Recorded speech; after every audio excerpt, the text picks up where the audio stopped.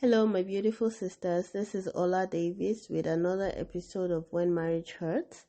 And this is going to be a really short episode. I apologize. I wasn't able to record a full blown episode for this week. But then also there are times that I say this and then it ends up being a 30-minute episode. So let's see how this goes. Yes. So, what I want to talk to you about today, or more like what I want to share, is, and I know that this might not, it might not speak to some of you just yet, depending on where you're at in your journey, or should I say, in the discovery that you're in an abusive relationship or marriage. But I still wanted to share this anyways, because when you do get to that point, it just might shock you. Now, if you're wondering, Ola, what in the world are you talking about? I want to talk about anger. I feel like it's something that's not spoken about enough. And you might be thinking to yourself that you might have this idea of yourself as someone who is laid back, someone who is unassuming and all of that. But when you've been in an abusive marriage for 2 years, 3 years, 5, 10, 15, 20 years, for however long you've been in it, after you come to the realization that you've been abused for however long you've been abused for, after you come to the realization that everything that you've been experiencing, it's not just about being in a difficult marriage, but it's actually been in an abusive marriage, when it sinks into from your subconscious to your conscious that you've been treated so badly and it wasn't a mistake, that you were treated this badly deliberately by your spouse, there is an anger that rises up on the inside of you. It might come to you as a shock because this is like anger that's been sitting in your subconscious for so long that you weren't even aware of. So you just find that you're really angry, and the fact that sometimes people don't even understand you when you try to discuss with people, when you try to let them know that you've been suffering and that this isn't just like marriage problems, like you've been abused, and people either don't believe you or they're just confused. They're like, what exactly do you mean? Give me an example of what your husband does that you think is abusive. And you're not able to give an example because it's not about isolated events, right? Like, this is something you've lived for years. It's not like one big thing happened. It's not like he slapped you across the face one day. Like, this is just something that was happening to you week after week, month after month, year after year. You weren't even aware that it was happening to you. So how do you say, oh, there was one day? Your best attempt to give an example of something that your husband did that was abusive ends up sounding like nothing. But you know that it wasn't nothing, right? You know that you weren't just imagining things in your head. So all of this kind of fuels or contributes to that anger that you feel, where you feel like you're trapped all over again. So at first you were trapped in the abusive marriage, right? Not even realizing that you were being abused. And then you realize you're being abused. You start to speak out about it, but it's almost like you don't have the words. So it's like you're trapped all over again.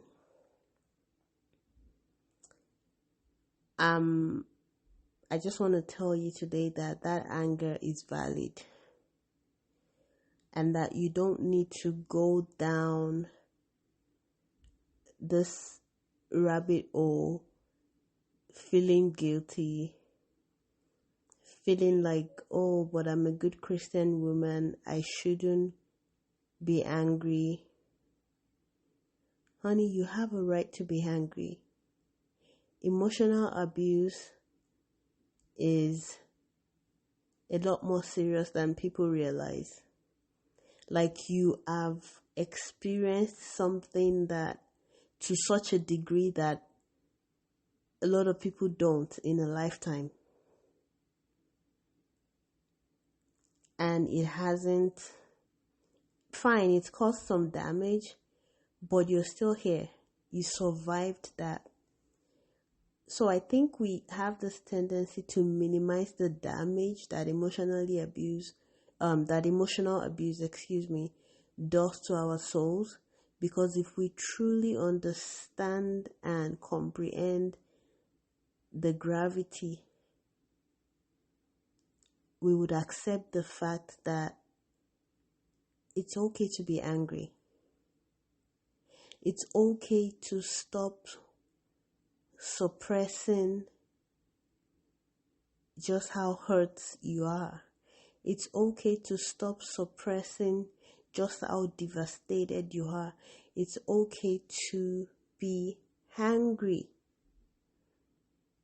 You're going to feel angry at not only your abuser, you're going to feel angry at everyone that you felt like they stood around and watched while this happened, even though you know that they might not have been aware. You're going to feel angry at the church. You're going to feel angry at people that you felt were just bystanders. You're going to feel angry at yourself.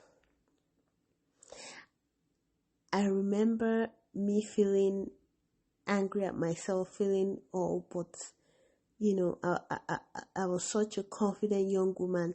How could I have let this happen to me?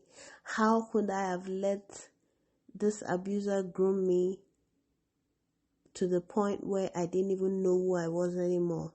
To the point where I had to change who I was when I was around my husband. To the point where I couldn't even make the simplest decisions in life without getting his permission. How did I get here? How did I get here? I remember being that angry with myself. And I had to come to a point where I not only had to forgive the abuser, but I had to forgive myself too. I had in fact, at a point, I felt like I was more angry at myself than I was at the abuser. So, like I said, today's episode is going to be a short one, and I don't know if you've had this happen to you yet. It might have. You might be in that process, and maybe, it's still a stage that's ahead of you. And if you're not at that point yet, and if it happens in the near future, you could come back to listen to this episode and give yourself some grace. That's all I'm going to say. When that moment comes where you begin to feel all this anger, give yourself some grace. Let out all the anger in a safe place, right? Let out the anger in a safe place. If you're seeing a therapist, it's a good place to let out all that anger. It's a part of the healing process. Don't try to hold it in. Let it all out.